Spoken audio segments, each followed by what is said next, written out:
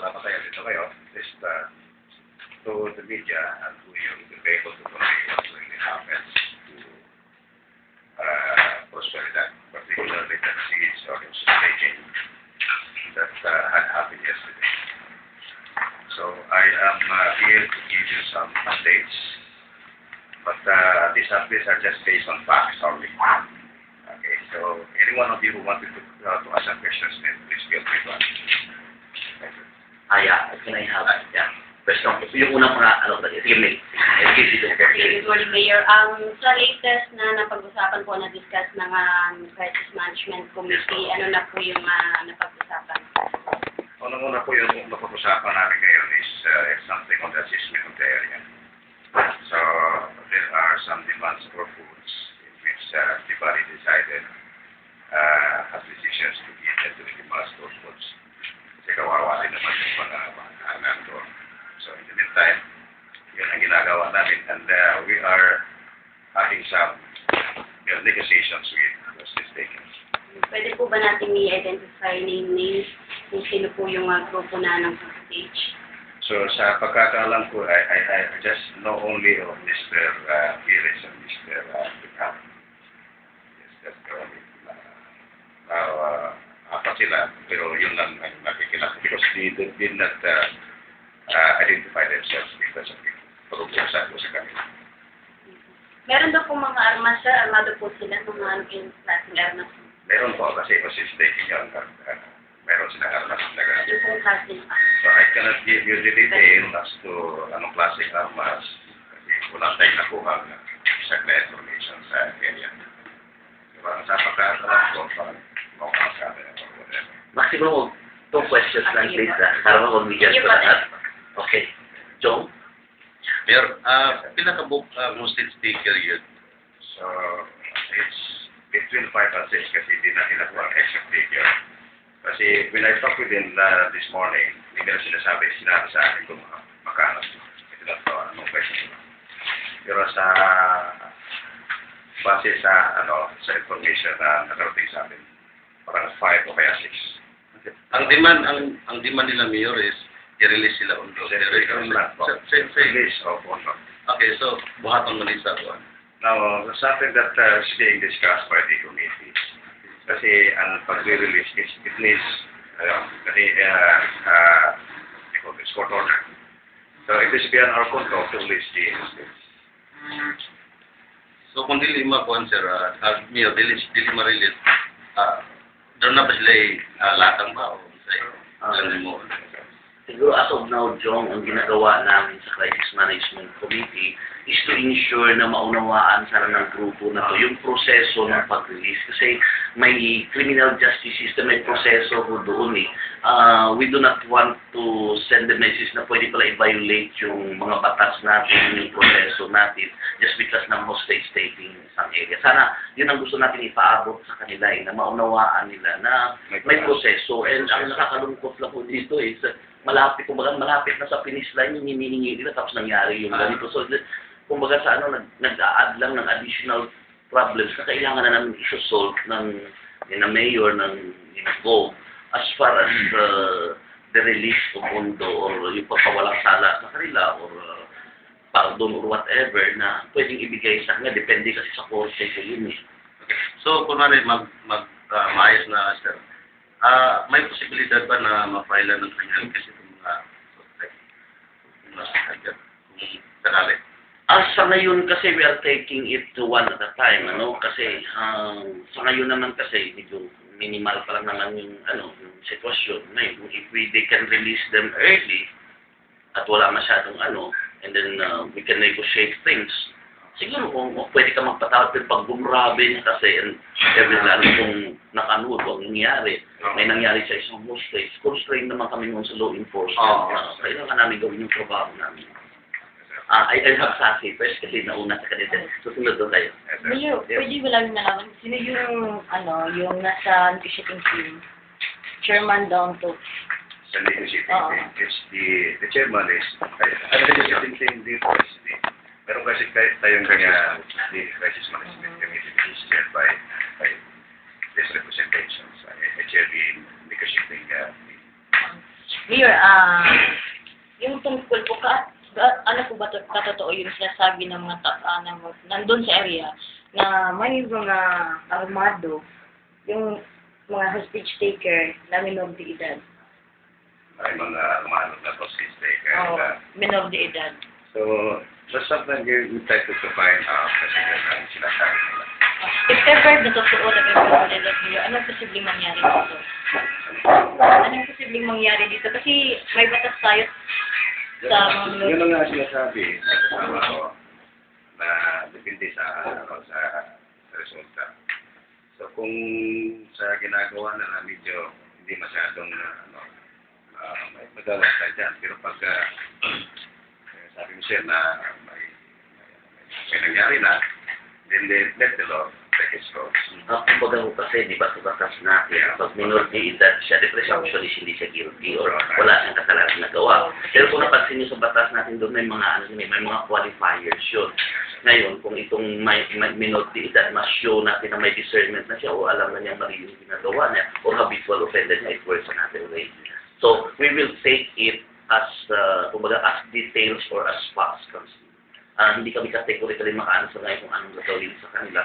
Pero we hope that this will end early.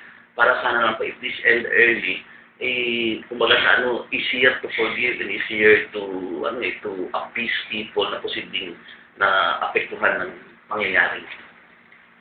Mayor, last lang, Mayor,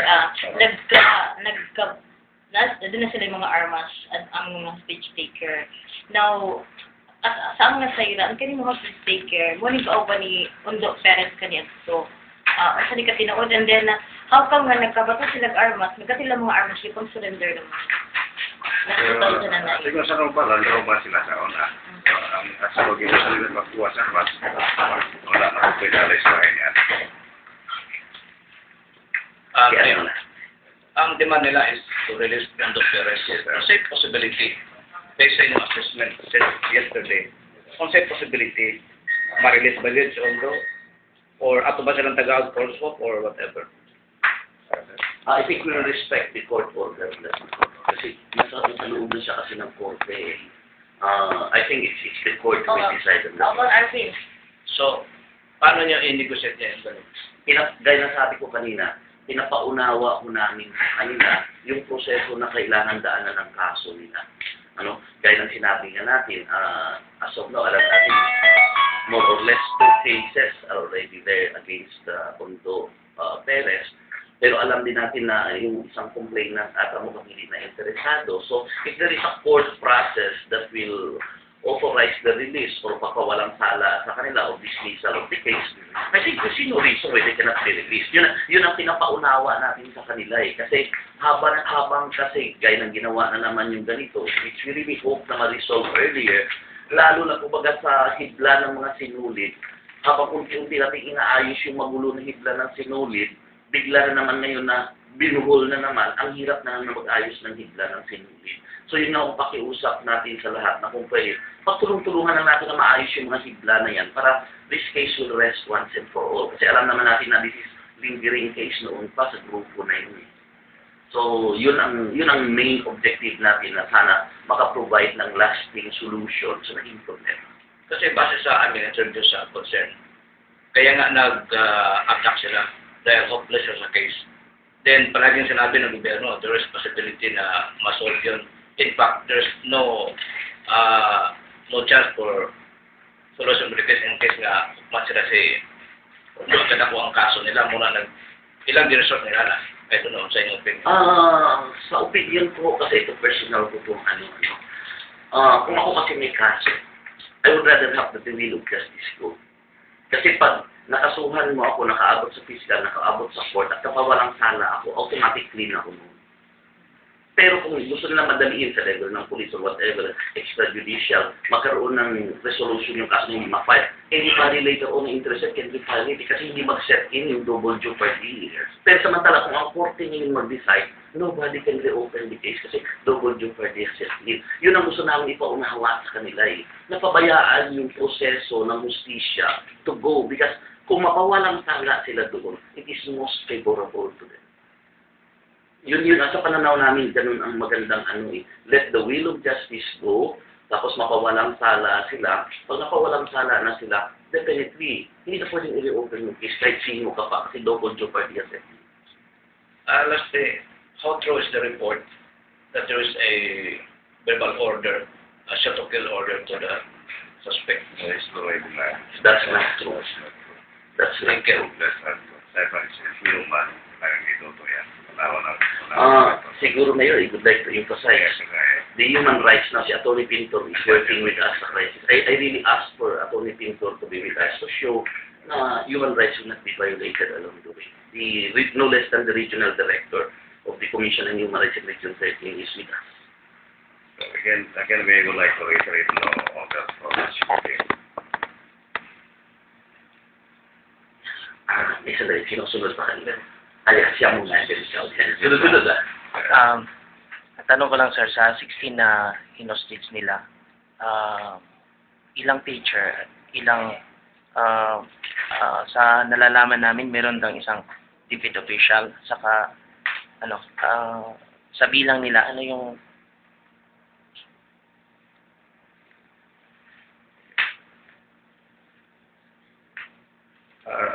dalawa sila sa DepEd official, meron si Francis Oliveros, district supervisor, at saka yung ELE coordinator. Tingnan ko muna kita sa kanila. Saka, bali, 14 teachers. 14 teachers? Sila sa DepEd official. Kasi still kasi yun. Will include the two kids.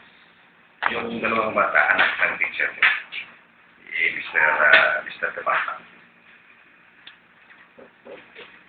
Ay, yun nga ho ang gusto namin din yung pasay, nakakalungkot kasi graduation ceremony, supposedly itong mga bata na ito na nag-graduate should be very happy.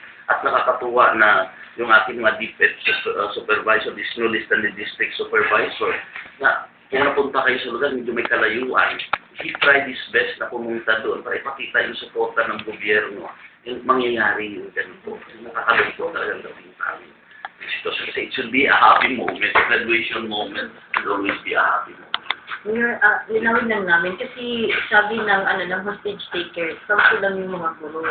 May dalawa na driver ng habal-habal, dalawa yung bata, yung 10 years old at 13 years old. Yung information na lumapit sa akin, 16. O 16 po sila lahat. Tapos napulo yung, 10 yung... The details,